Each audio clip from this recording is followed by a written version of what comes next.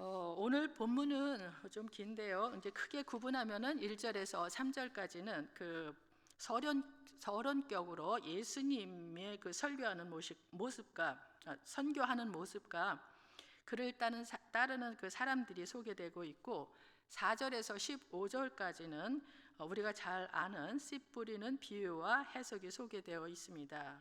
그리고 이어서 16절에서부터 18절은 등불 비유가 소개되고 있습니다. 먼저 1절에서 3절을 보겠습니다. 그 후에 예수께서 각 성과 마을에 두루 다니시며 하나님의 나라를 선포하시며 그 복음을 전하실세 12 제자가 함께하였고, 또한 악기를 쫓아내신가 병고침을 받은 어떤 여자들 곧 7 귀신이 나간 자 막달라인이라 하는 마리아와 헤롯의 청지기 구사의 아내 요한나와 수산나와 다른 여자가 함께하여 자기들의 소유로 그들을 섬기더라.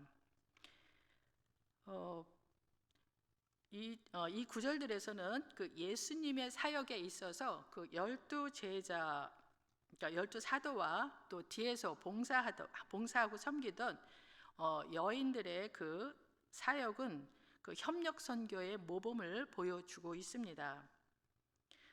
이 전도 여행에서 예수님과 동행하면서 재정적 지원뿐만 아니라 물심양면으로 도움을 주었던 여인들의 이름이 기록된 것은 그 누가복음이 여자들의 복음이라고 불리울 만큼 중요한 위치를 차지합니다. 이것은 누가만의 그 특징으로서 이 여인들은 갈릴리에서부터 그 십자가 순환과 부활 때에 이르기까지 그 예수님의 생애와 사역을 직접적으로 목격한 증인이 되었습니다. 당시 남녀 차별이 심했던 사회적 상황에서 경시받았던 여인들의 이 역할을 기록한 것은 약하고 소외된 자를 위하여 오신 예수님의 사역을 강조한 것입니다. 특히 그 7 귀신에 들려 그 고생하다가 예수님한테 치유받고 회복된 막달라 마리아는 그 예수님의 죽음과 부활에서 다른 사람에 비해 독보적인 증인의 위치를 차지하고 있습니다. 예수님이 그 십자가에 못 박히실 때 다른 남자 제자들은 다 도망했지만 그녀는 그 자리에 있었고, 또 예수님 죽음이 안치된 무덤을 확인했고, 안식 후 첫날 새벽에 예수님의 시신에 기름을 바르기 위해 무덤에 갔고, 그리고 예수님의 그 부활의 모습을 제일 먼저 목격을 했습니다. 헤롯의 청지 구사의 아내 요한나는 막달라 마리아와 함께 천사들로부터 예수님의 부활 소식을 제일 먼저 듣게 되는 여인들 중 한 사람으로, 그녀의 이름의 뜻은 하나님의 은사, 하나님은 자비하시다라는 뜻을 지녔다는 것 외에는 잘 알려진 바가 없습니다. 다만 그의 남편이 당시 갈릴리 분봉왕 그 헤롯인 안디바의 그 청직이라는 고위 관직을 맡았던 점을 미루어서 당시 예수님을 따르던 제자들이 고위 계층에도 두루 있었음을 보여줍니다. 수산나는 백합이라고 하는 뜻의 이름인데 그 외에는 알려진 게 없습니다. 그리고 다른 여자에는 그 요새의 어머니라고 나와 있는데, 그 알페오의 아들 야고보와 요새, 이렇게 예수님의 제자 야고보가 나올 때 그 요새도 같이 나오는데, 요새는 그 야고보의 동생인데 그 어머니, 결국 알페오의 어머니, 아내를 말하죠. 그 마리아와 또 살로메가 포함되었을 것으로 추정을 합니다. 이 여자들은 자기의 소유로 섬겼다고 했습니다. 이는 예수님을 따랐던 그 여인들의 주요 업적인데, 이런 경제적 후원이 예수님의 그 사역에 매우 중요했음을 말할 나위가 없습니다. 이러한 여인들의 경제적 지원은 자발적인 봉사로서 자신들이 받은 은혜에 대한 전적인 감사에서 비롯되었다고 할 수가 있습니다. 예수님은 동네에서부터 사람들이 모여들어 큰 무리를 이루자 또 씨 뿌리는 자의 비유를 들어 말씀을 전하십니다. 4절부터 8절까지 그 씨 뿌리는 비유가 나와 있는데, 한번 읽겠습니다. 각 동네 사람들이 예수께로 나와 큰 무리를 이루니 예수께서 비유로 말씀하시되 씨를 뿌리는 자가 그 씨를 뿌리러 나가서 뿌릴새 더러는 길가에 떨어짐에 밝히며 공중에 새들이 먹어버렸고 더러는 바위 위에 떨어짐에 싹이 났다가 습기가 없으므로 말랐고 더러는 가시떨기 속에 떨어짐에 가시가 함께 자라서 기운을 막았고 더러는 좋은 땅에 떨어짐에 나서 100배의 결실을 하였느니라. 이 말씀을 하시고 외치시되 들을 귀 있는 자는 들을지어다. 씨 뿌리는 자의 비유는 공간 복음에서 나오는 예수님의 그 하나님 나라와 그 비유들 가운데 가장 대표적인 비유입니다. 이 비유는 예수님 그 시대의 팔레스틴 농경 문화를 배경으로 하고 있으며 당시 농부의 밭농사 가운데 파종과 수확에 집중해서 이야기를 전개시킵니다. 씨 뿌리는 자의 비유는 하나님의 나라가 그 예수님과 특히 그의 말씀 사역을 통하여 어떻게 성장하고 확장해지는지를 은유적으로 묘사합니다. 즉 비유에 나오는 씨 뿌리는 자는 말씀의 씨를 뿌리는 예수님을 가리키고 씨는 하나님의 나라에 관한 말씀이며 또 밭은 예수님이 선포한 천국에 관한 말씀을 받은 사람들 곧 제자들과 바리새인들과 또 무리들 그리고 독자를 나타냅니다. 5절에서 묘사된 그 씨 뿌리는 자로서 예수님은 하나님 나라의 말씀의 씨를 뿌릴 대상을 구별하지 않았습니다. 예수님의 말씀을 듣고 순종하는 하나님 나라의 참된 가족 구성원인 제자들에게만 은밀하게 천국 말씀을 가르치고 전하지 않으셨습니다. 오히려 예수님은 그를 영접하기는커녕 심하게 그를 반대하고 적대감을 가지고 대적하는 바리새인들과 무리들까지도 기꺼이 천국 말씀의 자리로 초청을 했습니다.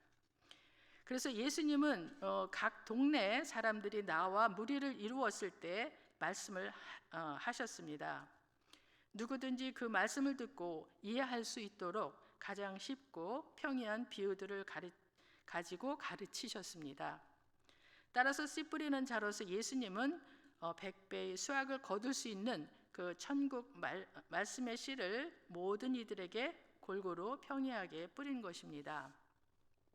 이렇게 놀라운 생명력과 잠재력을 보유한 씨는 예수님이 선포하는 천국 말씀, 천국 복음을 가리키며 예수님이 선포한 천국 복음의 핵심은 바로 예수님의 사역을 통해 도래한 하나님의 나라요 하나님의 통치입니다. 즉 하나님의 나라는 예수님의 그 현재의 사역을 통하여 이미 임하였으며 특히 그의 현재 사역, 즉 그의 말씀과 가르침 그리고 병의 치유와 귀신 축사와 같은 사역을 통해 점진적으로 놀라운 하나님 나라의 완성과 승리를 향해 나아가고 있습니다. 그 구체적인 예로는 안식일에 손 마른 자를 고치신 사건은 하나님의 나라가 예수님의 사역을 통해 현재 이곳에서 이루어져 가는 하나님 나라의 모습을 보여줍니다. 따라서 예수님이 선포하신 말씀은 그 말씀을 듣고 깨닫는 자들에게는 이미 약속된 놀라운 하나님의 은혜와 축복의 선물이 담겨져 있습니다. 이 천국 말씀이 모든 사람에게 그 신분이나 지위나 수위에 관계없이 공평하게 선포되었기 때문에 누구든지 그 말씀을 듣고 따르는 자들은 풍성한 천국의 그 축복과 은혜를 누릴 수가 있습니다. 따라서 씨 뿌리는 자의 비유는 천국 말씀을 듣고 깨닫는 청중의 그 적극적이고 수용적인 그 태도를 강조합니다. 왜냐하면 예수님이 뿌리신 천국 말씀의 씨앗은 어떻게 그 말씀을 포용하고 수용하느냐에 따라서 천국 백성이 거둘 수학의 성공과 실패가 결정되기 때문입니다. 씨 뿌리는 자의 비유를 이해하는 데 있어서 핵심적인 부분은 바로 4가지 다른 토양들에 대한 것입니다. 길가는 씨가 땅속에 뿌리를 내리기도 전에 새들이 와서 그 씨를 먹어버렸기 때문에 어떻게 해볼 도리가 없습니다. 다음으로 바위, 돌짝밭을 말하죠. 나름대로 노력을 해서 싹이 나오게 했지만 습기가 없어서 말라버렸습니다. 그리고 가시떨기밭도 나름대로 최선을 다해서 싹이 나오게 했지만 가시덤불의 기운 때문에 씨가 더 이상 자라지 못하고 죽어버리고 말았습니다. 그리고 오직 씨가 잘 자랄 수 있는 여건을 갖춘 좋은 땅만이 좋은 열매를 맺었습니다. 이 네 가지 다른 토양은 떨어진 씨를 받아들이는 다양한 반응과 태도를 가리킵니다. 그렇다면 이 네 가지 종류의 토양은 누구를 가리키고 있고, 그리고 이 토양들은 각각 어떤 태도로 씨를 받아들이고 자라게 하였기에 저마다 다른 수확의 결과를 가져오게 하였는가 하는 것입니다. 제자들이 이 비유의 뜻을 묻자 예수님은 제자들에게 설명을 하십니다.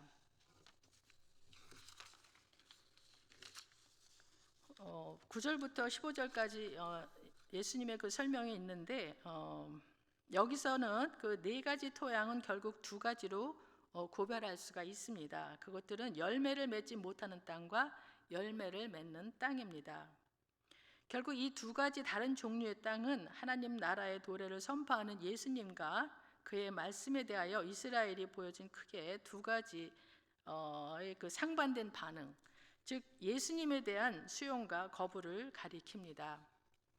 이 네 가지 토양은 열매를 전혀 맺지 못하는 길가에서 시작하여 바위, 돌짝밭, 또 가시떨기 밭을 거쳐서 마지막으로 풍성한 수확의 결실을 거둔 좋은 땅의 순서로 기록되어 있는데, 이러한 점진적인 대조와 비교를 통한 문학적인 기술은 밭에 떨어진 그 씨를 받아들이는 토양의 태도에 따라서 얼마든지 놀라운 수확을 거둘 수 있다는 가능성을 암시하고 있습니다.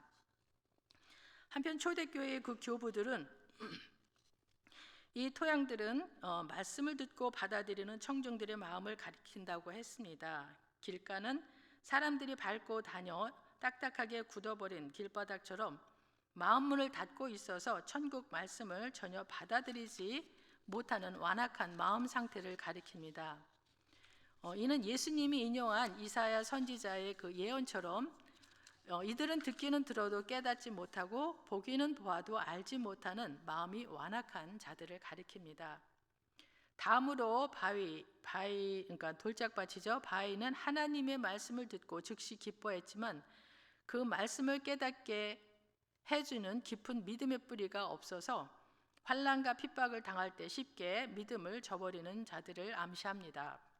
그리고 가시떨기 밭은 말씀을 듣고 받아들이기는 했지만 이 세상의 염려와 물질의 유혹 때문에 영적으로 더 성장하지 못하고 결국 아쉽게도 최종적인 결실을 맺지 못하는 신앙인들을 가리킵니다. 그러나 이미 언급한 세 가지 종류의 토양들에 대해서 좋은 땅은 떨어진 씨를 자라게 해서 100배의 결실을 했는데, 이는 말씀을 듣고 깨달아서 마지막에 좋은 열매를 맺은 이상적인 신앙인의 모델을 가리킵니다. 따라서 씨 뿌리는 자의 비유에서 좋은 땅은 예수님처럼 하나님의 그 나라와 그 의를 위해서 자신을 포기하고 하나님의 뜻에 순종하는 믿음을 소유한 자들을 가리킵니다. 즉 그들은 마태복음 13장에 나오는 그 밭에 감추인 보화와 진주 장사 비유에 나오는 주인공들처럼 천국 말씀의 도래를 선포하는 그 예수님과 천국 복음을 위하여 기쁜 마음으로 자신의 모든 것을 포기하고 기꺼이 제자의 삶을 살기로 헌신하고 결단한 자들입니다. 바로 이러한 좋은 땅의 마음밭을 가진 자들이 장차 예수님이 선포한 천국 말씀의 씨앗이 약속한 그 천국 백성의 좋은 열매를 맺는 기쁨을 누리는 주인공들입니다. 좋은 땅이 거둔 것처럼 100배의 그 결실을 거둘 수 있는 복된 인생의 길이 이미 예수님에 의해서 모두에게 거저 주어졌습니다. 이 길은 100배의 수확의 결실이 암시하듯이 처음과 마지막에 도저히 비교가 되지 않을 정도로 놀라운 하나님 나라의 축복과 은혜를 누리는 하나님 나라의 백성의 삶입니다. 그러므로 예수님은 이 천국 비유를 들은 모든 이들에게 길가나 바위나 가시밭 떨기 밭이 아니라 좋은 땅과 같이 천국 말씀의 씨앗을 잘 받아들이고 그 말씀을 잘 듣고 지키어 인내로 결실하여 100배의 그 수확의 기쁨을 누리는 천국 백성이 되도록 도전을 합니다. 그 말씀은 귀 있는 자들은 들을지어다 라입니다. 지금까지 예수님은 씨 뿌리는 자의 비유를 말씀을 하신 후에 이어서 등불 비유를 말씀해 주십니다. 16절에 누구든지 등불을 켜서 그릇으로 덮거나 평상 아래 두지 아니하고 등경 위에 두나니 이는 들어가는 자들로 그 빛을 보게 하려 함이니라. 보통 사람들이 등불을 켜서 그 그릇으로 덮거나 평상 아래 두지 않고 등경 위에 두는 이유는 등불빛으로 다른 사물을 보기 위해서입니다. 그러나 예수님은 등불을 보기 위해서라고 하십니다. 따라서 여기에서 등불은 무엇인가 상징한다고 볼 수가 있는데 여기서 등불은 그 예수님을 상징합니다. 예수님은 자신을 세상의 빛이라고 하셨기 때문입니다. 요한복음 9장 5절에 보면은 내가 세상에 있는 동안에는 세상의 빛이로다 라고 말씀하셨습니다. 그렇다면 집에 들어오는 사람은 예수님께로 오는 사람입니다. 하나님 나라에 들어가기 위해 예수님께 나오는 사람입니다. 그래서 예수님은 이들에게 보이셔야 하고 이들에게 빛을 비춰주셔야 합니다. 이들에게 하나님 나라를 알려주기 위해 복음을 전하셔야 합니다. 또 이들에게 하나님 나라의 사랑과 권능을 보여주기 위해 병을 치유해 주셔야 합니다. 예수님은 세상에 구원을 주기 위해 등불로 오셨습니다. 그러나 그렇기 때문에 그릇으로 덮거나 침대 아래 둘 수가 없습니다. 사역을 하지 않고 숨어 있을 수가 없습니다. 반대자들이 반대한다고 해도 말씀을 전하지 않을 수가 없습니다. 하나님 나라를 위해 일하지 않을 수가 없습니다. 우리도 마찬가지입니다. 우리는 예수님을 믿고 구원을 받았기 때문에 우리도 세상의 빛이라고 할 수가 있습니다. 우리도 세상 구원을 위해 하나님의 복음을 전하며 하나님 나라를 보여주어야 합니다. 만일 숨어 있으면 등불을 그릇으로 덮는 것처럼 우리 등불이 꺼져 버릴 것입니다.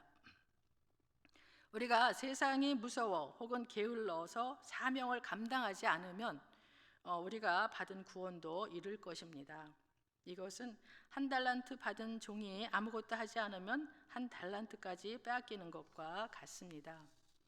이어서 예수님은 숨은 것이 드러나지 않을 것이 없다고 말씀하시는데 17절을 보면은 숨은 것이 장차 드러나지 아니할 것이 없고 감추인 것이 장차 알려지고 나타나지 않을 것이 없느니라.